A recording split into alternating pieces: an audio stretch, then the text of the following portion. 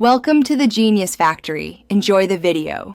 You start by assembling clean, measured inputs and getting the furnace live.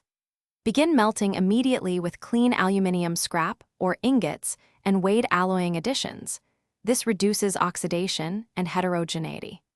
Once the crucible is warm, add small charge increments to control temperature rise. Keep the furnace at roughly 700–750 degrees to ensure full melting above 660 degrees. Make sure to monitor slag formation and remove obvious contaminants as they float. This first pass controls. You now introduce alloying elements and refine the melt to achieve the intended properties.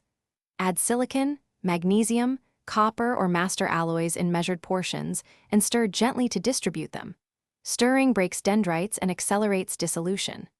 Once mixed, degas with argon or nitrogen or use degassing tablets to remove dissolved hydrogen.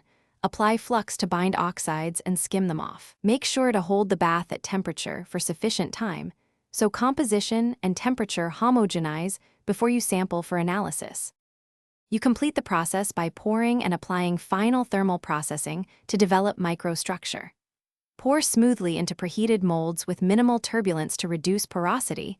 Then follow specific solution treatment temperatures and hold times for your alloy before rapid quench and aging to reach mechanical targets.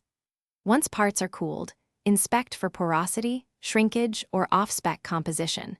If problems appear, remelt scrap portions, adjust alloy additions, or modify heat treatment times. Troubleshoot by checking degassing, fluxing, or pouring technique first. Thanks for watching. If you found this helpful, don't forget to like and subscribe.